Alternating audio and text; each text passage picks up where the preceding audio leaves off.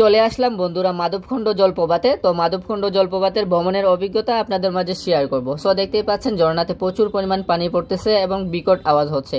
তো প্রায় 200 মিটার উপর থেকে পানি পড়ে। আর এখানে হচ্ছে আমি একাই এনজয় করতেছিলাম, সবাই তাকিয়ে তাকিয়ে দেখতেছিল, কেউ ভয়ে কাছে যাচ্ছিল না।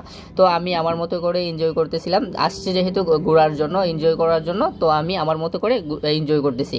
তো হচ্ছে এখানে ফুল ভিউটা দেখেন, এইটা হচ্ছে মূল কেন্দ্রবিন্দু, হচ্ছে মাধবকুণ্ড জলপ্রপাতের আকর্ষণ। তো এখানে প্রচুর পরিমাণ মানুষ দেখতে পাচ্ছেন, এখানে অনেক মানুষ আছে। আর যেহেতু আমরা দুপুর টাইমে ভিডিও করতেছি, এখানে হচ্ছে অন্য আদার্স সাইটে মানুষ আছে, এখানে হচ্ছে প্রায় অর্ধেক মানুষ এখানে। তো দেখতেই পাচ্ছেন এখানে ফুল ঝর্ণাটা, আর হচ্ছে প্রাকৃতিক পরিবেশ খুবই ভালো, আপনারা চাইলে ঘুরে আসতে পারেন। তো এখানে হচ্ছে ঝর্ণার যে চারদিকে মনোরম পরিবেশ এবং হচ্ছে গিয়ে আপনার প্রাকৃতিক যে সবুজ গাছপালা, চারদিকে গাছপালা প্রচুর পরিমাণ, প্রায় 200 মিটার উপর থেকে এখানে পানি পড়ে। তো এখানে সবাই সবার মতো করে ভিডিও করতেছিল, আমিও আমার মতো করে ভিডিও করতেছিলাম। তো এখানে আমি হচ্ছে কাছে গিয়ে ছবি তোলার ট্রাই করি এবং ঝর্ণার পানির যে স্পিড আছে পানি পড়ার, এটা আপনাদের মাঝে দেখানোর শেয়ার করছি। আর এখানে হচ্ছে সবাই গোসল করতেছিল, এই ঝর্ণার খুব মানে একটু দূরে আর কি। এখানে সবাই সবার মতো করে এনজয় করতেছিল, তো আমিও সবার মতো করে এনজয় করতেছিলাম। আর হচ্ছে এখানে হচ্ছে পানি খুবই ঠান্ডা। আমি ঝর্ণার খুব কাছে গিয়ে ভিডিও করতেছি শুধু আপনাদেরকে দেখানোর জন্য এবং নিজে এনজয় করার জন্য। সো দেখতেই পাচ্ছেন আশেপাশে কেউ নেই, পানি প্রচুর পরিমাণে ঠান্ডা। আর আমি এখানে ডুব দেওয়ার ট্রাই করি। সো দেখতেই পাচ্ছেন ডুব দিয়ে দেখতেছি পানি কেমন, আর হচ্ছে খুবই ভালো লাগতেছে এবং এনজয় করতেছি। এখানে আশেপাশে কেউ নেই, সবাই বাধা দিয়েছিল যেহেতু কাছে যাওয়া নিষেধ, তারপর আমি একটু গেলাম যেহেতু আপনাদেরকে একটু দেখানোর জন্য এবং দেখি পানি কেমন ঠান্ডা। সো আমি আমার মতো করে এনজয় করতেছিলাম, ডুব দিতেছিলাম, আমি সবাই তাকিয়েছিল আমার দিকে।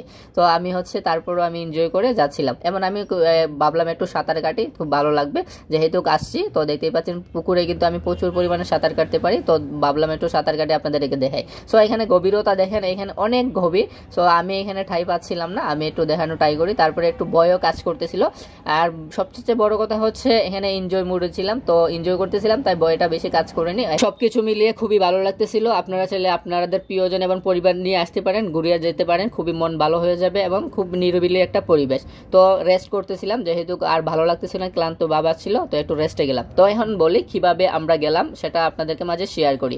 এখানে হচ্ছে আমি আর হৃদয় হচ্ছে সাইকেলে যাই, এখানে আমরা সাইকেল রাইড করতে পছন্দ করি, আমি আমার ফ্রেন্ড। তো যেহেতু সাইকেল দিয়ে গিয়ে হচ্ছে আপনার চারদিকের মনোরম পরিবেশগুলো দেখে দেখে যাচ্ছিলাম। এখানে আখলকি হাওর দিয়ে যাচ্ছিলাম, এখানে রাস্তার দুই পাশে দেখতে পাচ্ছেন পানি হাওর।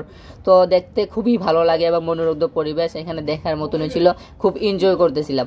এখানে বাতাস বচ্ছিল, সাইকেল রাইড করার মজাই আলাদা। তো যারা যারা সাইকেল দিয়ে ভ্রমণ করেন তারাই বুঝতে পারবেন যে সাইকেল ভ্রমণের অভিজ্ঞতাটা কেমন। এটা হচ্ছে আখলকি হাওর, এশিয়ার মধ্যে সবচেয়ে বড় হাওর হচ্ছে এই আখলকি হাওর। তো আপনারা চাইলে এই আখলকি হাওরও ঘুরে আসতে পারেন। তো এটা হচ্ছে আপনারা ভ্রমণ করবেন নৌকা দিয়ে ভ্রমণ করলে হচ্ছে আলাদা একটা ফিল পাওয়া যায়, খুবই ভালো লাগে। আপনি আখলকির মধ্যখানে গেলে বুঝবেন মানে কি প্রচুর পরিমাণ পানি, আর হচ্ছে হাওরটা কত বড়। তো হচ্ছে আজকে শেয়ার করলাম হচ্ছে মাধবকুণ্ড হচ্ছে ভ্রমণের অভিজ্ঞতা। তো অন্যদিন হচ্ছে আখলকির যে ভ্রমণ যেদিন করব সেদিন আপনারা ব্লগটা চাইলে দেখে আসতে পারেন। তো যারা হচ্ছে আমার চ্যানেলে নতুন তারা আমার চ্যানেলটা সাবস্ক্রাইব এবং ফলো দিয়ে পাশে থাকবেন। আপনাদের মাঝে বাংলাদেশের বৈচিত্র্যময় দৃশ্যগুলো আপনাদের মধ্যে দেখানোর চেষ্টা করবো, প্রাকৃতিক দৃশ্য যা দেখলে আপনাদের মন ভালো হয়ে যাবে। পরিশেষে একটা কথাই বলবো, ভ্রমণ করুন, ভ্রমণ মানুষকে বিনয় করে তোলে, সে জানতে পারে পৃথিবীর তুলনায় সে কতটা ক্ষুদ্র।